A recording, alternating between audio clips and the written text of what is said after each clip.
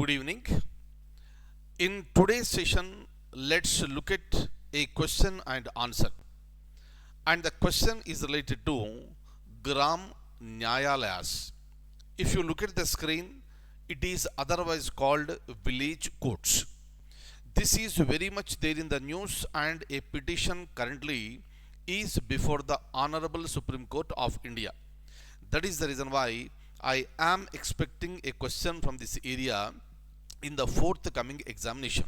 Maybe for the civil services main examination or main examination for group 1 at the state level. And this topic falls under the subject called governance. Now look at this. So I'll show you the question and I'll be explaining you. But before that one, a small introduction regarding Gram NYAYALAYAS. This is the concept. It has come into the picture in the year 2008.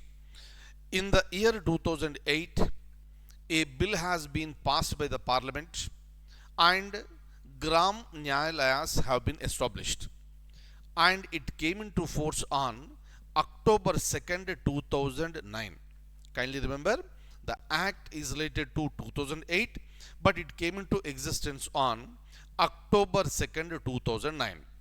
So since then in India, we have the concept called Gram NYAYALAYAS, or you called village courts.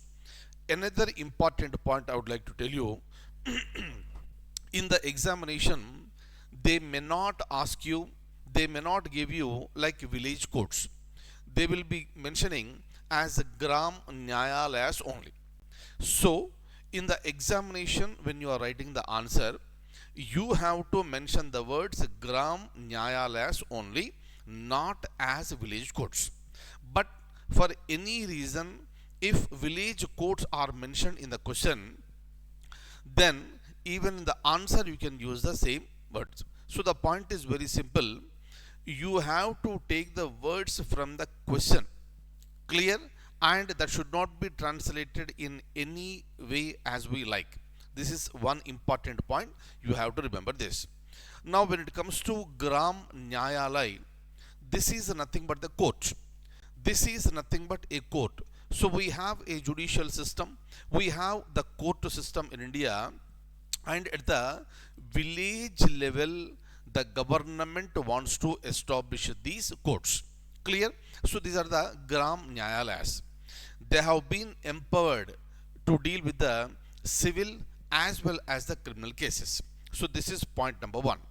Number two, why this is there in front of the Supreme Court today? Because the government has a huge idea to establish nearly 16,000 Gram NYAYALAYAS in India. But unfortunately, the number is very low. The number is only below 450, and out of them, very few are functional. Clear? So this is the basic point regarding this. So now I'll take you to the next slide. Here, on the same topic, I have given you 3 questions. Let's look at the questions and we'll try to write the answer. Look at the question here. The question is, list out the features of Gram NYAYALAYA Act. So in order to write features of the Gram NYAYALAYA Act, you should be thorough with this Gram NYAYALAYA Act, which was passed in the year 2008 and came into force in the year 2009. Clear? This is the point number 1. Number 2, if you look at another question, or I have given, explain the features of Gram NYAYALAYAS. Those were established on October 2nd, 2009 through Gram NYAYALAYAS Act of 2008. Clear? So this is another question. Meaning, in this question, you have been asked to explain the features of Gram NYAYALAYAS. Over. Next. Or a question may be like this. The question is like this. Explain the salient features of Gram NYAYALAYAS. So if you look at, the question number 2 or 3, they are looking alike. But you need to understand one thing very clearly.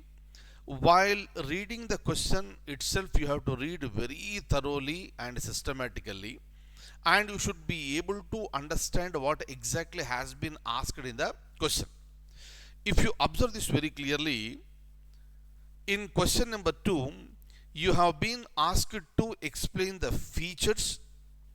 In question number 3, you have been asked to explain the salient features.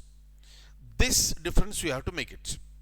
Many people, even after knowing the subject, they lose the marks in the examination because they pay attention to what exactly has been asked in the question.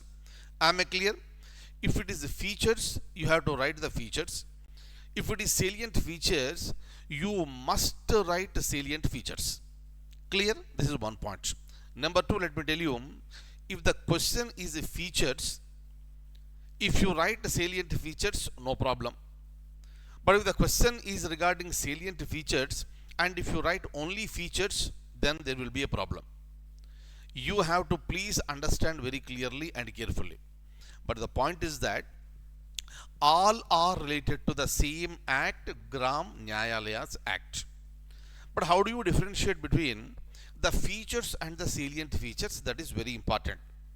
Again, you will be getting this through experience, right? And listen to me carefully. For example, what are the features? I'll say, for example, right, explain the features of Shri Narendra Modi. Then I will say, Narendra Modi is a tall person. Narendra Modi is a very strong person. Narendra Modi is a politician. Narendra Modi is from Gujarat. Right? So if I start listing out the points related to Narendra Modi, that will become the features. Right? So here anybody may be strong, anybody may be tall, anybody may be from Gujarat. So like this, anybody is a politician. Right? So these are the features. Features means general points. But if I am asked to mention about the salient features of Shri Narendra Modi, I must say that he is the Prime Minister of India. How many Prime Ministers are there? Only one, and that is Shri Narendra Modi. So you please understand the difference. So writing features is different from writing the salient features. This is the place where you need to concentrate more. Clear? So this may be applicable for any topic. So make a difference between features and salient features. Why I am telling you so many times? Because you have to read the question very carefully. You have to read every word from the question that is given in the examination. Right? If you miss anything, the essence will be out. We may feel that the answer is correct, but the answer may not be correct in the opinion of the Public Service Commission. Right? That is the reason why I am trying to caution you. Am I clear? So now let's go ahead. Look at question number 3. Explain the salient features of Gram NYAYALAYAS. Those were established through Gram NYAYALAYAS Act of 2008. Clear? If you look at all the 3, 1 to 3, so all the 3 are related to Gram NYAYALAYAS. Is that okay? Now, so how do you write answer for this? If you look at this, this is for your general information. I have given some points like difference between features and salient features. Features are general, salient features are specific. Very, very, very, very important. So salient features are, look at the point number 2, something that stands out the most and the most noticeable. Am I clear? That is the reason why if I say Narendra Modi is tall, handsome, strong, so these are all the features. But what is the most noticeable one? He is the Prime Minister. Am I clear? That is the difference between features and salient features. So in the examination, depending on the question that is asked, you need to write the answer which is relevant.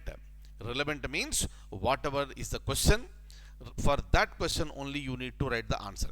If it is features, write down the features. If it is a salient features, you have to be very specific about those points.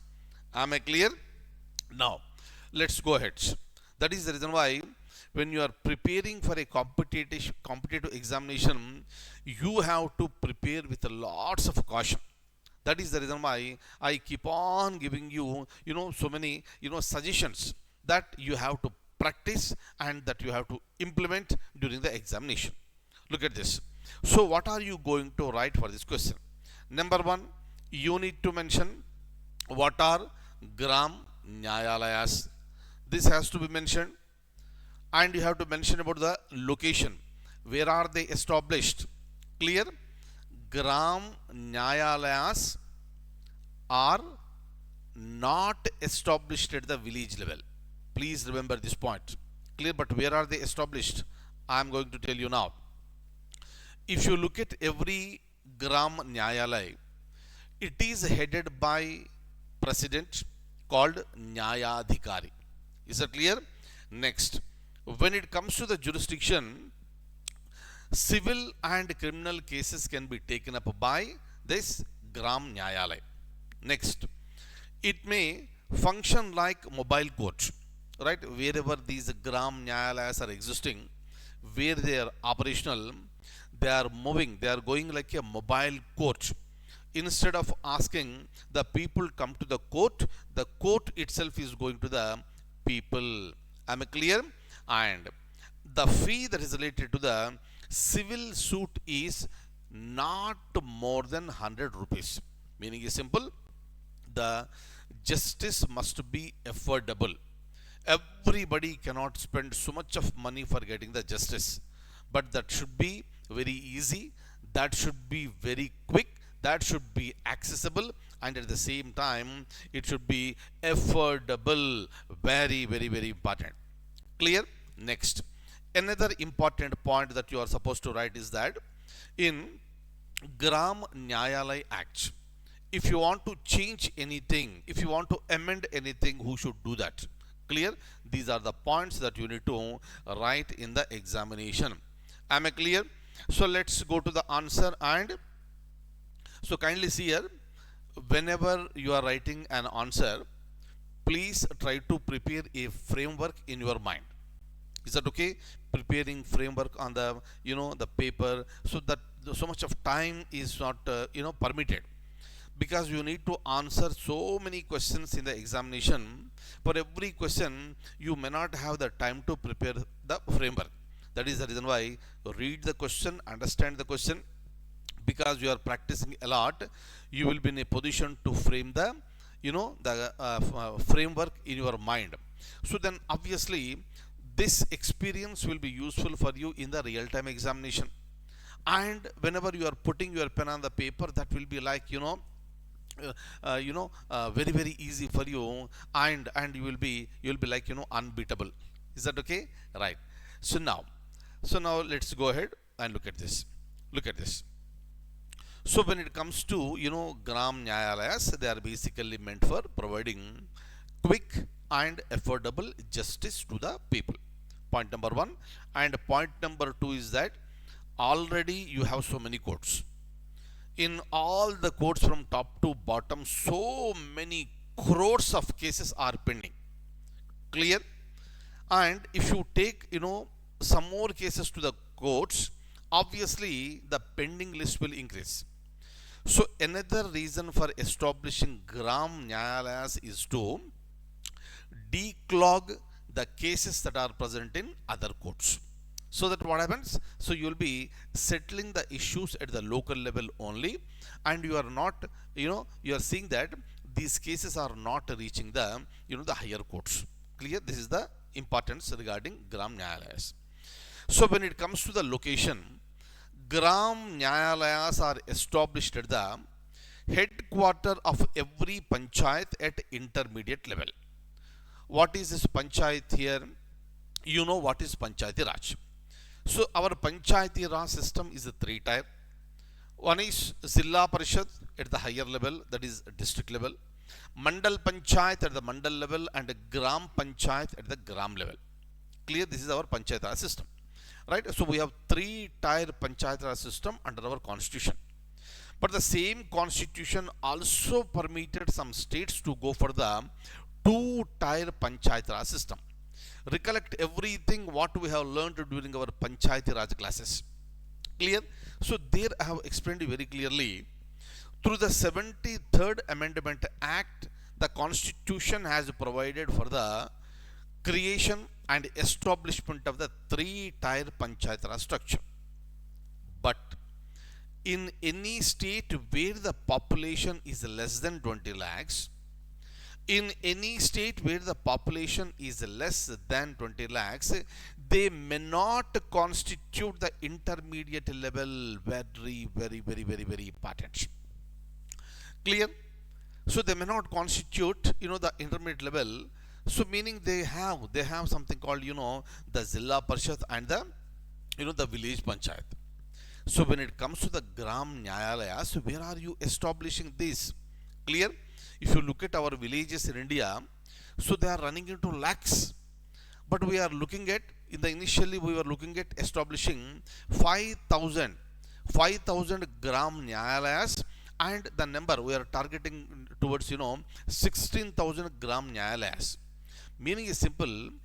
By understanding this, we can understand, by reading this, we can understand that Gram Nyayalayas are not going to be established at every village level. Clear? And the first point is showing very clearly that Gram Nyayalayas will be established at the intermediate level of the Panchayat. That is nothing but the Mandal Panchayat. But what happens if you don't have the Mandal Panchayat in some states? Clear? Then this Gram Nyayalaya will be established at the headquarters of the Zilla Parishad. Either at the headquarters of Mandal Panchayat. In case you don't have the intermediate level, that should be established at the Zilla level, Zilla Parishad level. That's it. Am I clear? So that is the location. Clear? Very important one. And you have to make your answer as precise as possible.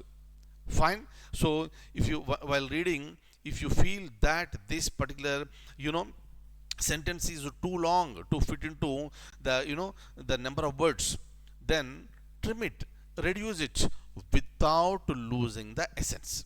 Am I clear? Right. So this note also I have given you. Clear? Right. This is only for your information, not to write in the examination. Am I clear? Next. The Gram Nyayalayas are presided over by Nyayadhikari. That's what I told you. Otherwise called president. But here you need to mention the word Nyayadhikari. Clear? If the question is related to features, then you just mention the Gram Nyayalayas are presided over by a Nyayadhikari. Finish, over. But if the question is related to salient features, then you have to give some striking point over there. That is the reason why for you I have highlighted some lines here. So you need to continue saying by saying Nyayadhikari, who will have the same power and enjoy the same salary and benefits of a first class judicial magistrate. This is a striking point. This is the salient feature. If the question is related to features, then write the first line and leave it.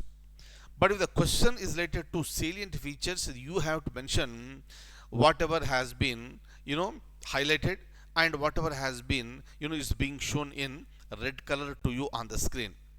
Am I clear? So this is how you have to be so careful in the examination.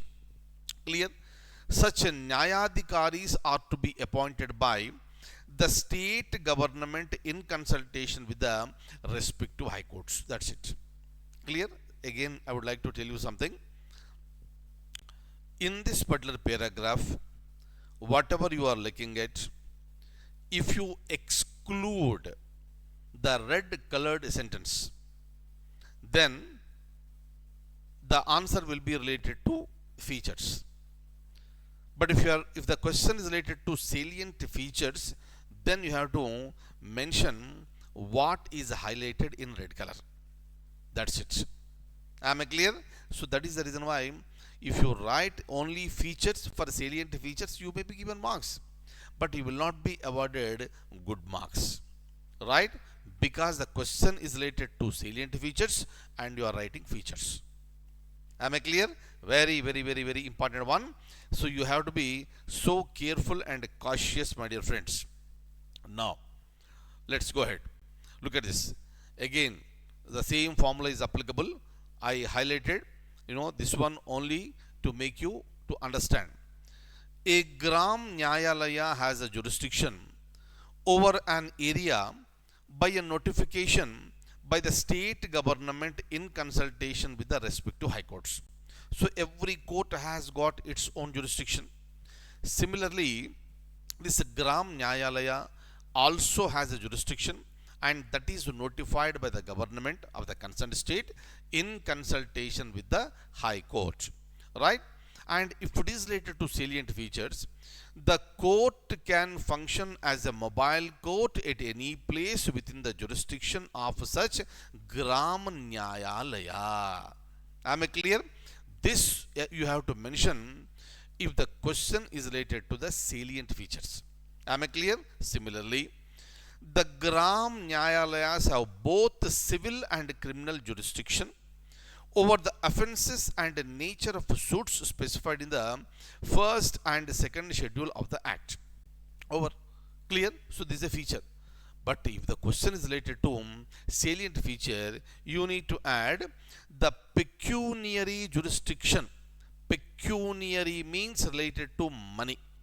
The pecuniary jurisdiction of the Nyayalayas are fixed by the respective high courts. Very, very, very, very, very, very important. Is that okay? Jurisdiction is decided by the state government in consultation with the high courts in civil and criminal cases. But if it is related to the pecuniary jurisdiction, that will be decided by the high court only. These are the specific points that you have to mention in the examination. And the fee that is charged in civil suits shall not exceed rupees 100, irrespective of the value of the property that is in dispute. This is really, really very, very important, right? So this is how the government wants to provide, justice at affordable price, right? Price should be affordable. Justice should be delivered, at a very, very, quick time, right? So what is the quick time? What is the limitation? I'll tell you now. Look at this. So now again, we are continuing here. Look at this. They can follow the special procedures in civil matters in a manner it is deemed just and reasonable in the interest of the justice. Right? Next. Civil suits are proceeded on a day-to-day basis with limited adjournments and are to be disposed of. Very, very, very, very important one. If you write up to this one, that will become a feature. But if the question is related to salient feature, you have to mention with a period of 6 months from the date of institution of the suit. Very, very, very, very important. Is that okay? Right? So what do you mean by suit? Suit is nothing but a complaint. Suit is nothing but a petition that is present before the court. Am I clear? So here I have explained you what is the meaning of the word suit. Generally this is called lawsuit. Very, very, very important. So when you are writing these words in the examination, you should also know the meaning of the words in the examination. That is the reason why, especially when you are reading, when you are writing the main examination, you have to have the thorough knowledge on what exactly you are writing. Right? That is the reason why I always tell you, if you write a question and answer, if you by heart it and if you present it, we don't know what is going to happen.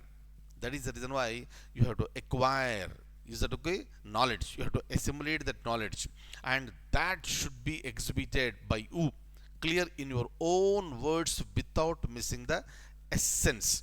And that is possible only by sincere and committed work. Clear? Right. Now let's go ahead. Look at this. So when it comes to in the execution of a decree, you may not be aware, right? Some of you may not be aware of what is decree. I'll tell you. Decree is nothing but the official order that has the force of law. So law means what? It is passed by the parliament, it is passed by the legislature, and then you are implementing. In a similar manner, if you don't have a law in a particular area, the court will issue a decree that can be implemented. That is nothing but an order. That order has the value just like a law. That is called decree. Clear? So when it comes to the execution of the decree, court can allow special procedures following the rules of the natural, justice. Similarly, Gram Nyayalayas allows the conciliation of the dispute and settlement of the same in the first instance. Clear? So meaning is simple. When it comes to conciliation, if there is a failure of a compromise, then the court will appoint somebody called conciliator, and the process is called conciliation. That is also very much permitted. Look at this. So what is this conciliation? I have given you as a note. This is a voluntary process in which a professional facilitator assists to resolve disputes when their own unassisted efforts have not succeeded. Both the parties are coming together, no compromise, then the Gram Nyayalaya will be appointing a conciliator. That process is called conciliation. That is also very much present in Gram Nyayalayas. Is that okay? So they have been given power to accept certain evidences which would otherwise not acceptable under the Evidences Act. And last point again, appeals in criminal matter can be made to the sessions court in the respective jurisdiction, and the same with respect to civil matters to the district court. Very, very, very, very important. So whatever the judgment that is given by Gram Nyayalaya is not final. If you want to appeal, you can appeal. But where are you appealing? That is important. With respect to criminal matters, that can be taken to the sessions court, and with respect to civil matters, that can be taken to the district court, that too within a period of 1 month from the date of judgment. Clear? And if the case is taken to the the higher courts later means after completion of the 30 days, that will not be accepted. That is the reason why. So if you want to challenge the decision of Nyayadhikari or this Gram Nyayalaya, that should be challenged within 30 days of the delivery of the judgment. That's it. Clear? So hope you understand this particular topic along with how to write an answer. Right? That is the reason why you must be able to read the question in a proper manner, and you should be able to understand the question as it is asked. Is that clear? That is the reason why I have used the two words like features and salient features. Right? So hopefully this session will be helpful to you, and that will be helpful to you to present yourself a better answer in the examination to score better. Thank you so much, and I will see you in the next session.